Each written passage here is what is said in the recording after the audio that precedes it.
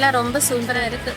Not only that, it also create a motivation and also a creativeness among the students for bringing up the new ideas and all. And also the campus also arranged a very good ambience over here. Studies மட்டும் இல்லாமல் எல்லாத்தையுமே introduce பண்ணுறது and more மித்த விஷயங்களையும் include பண்ணுறது எல்லாமே நல்லா இருக்குது. இமேஜ்மெண்ட்ஸ்லேருந்து நிறைய ப்ராஜெக்ட்ஸ் அதாவது யங்கர் ஸ்டாண்டர்ட்ஸில் உள்ள ஸ்டூடெண்ட்ஸ்லாம் பண்ணியிருந்தாங்க.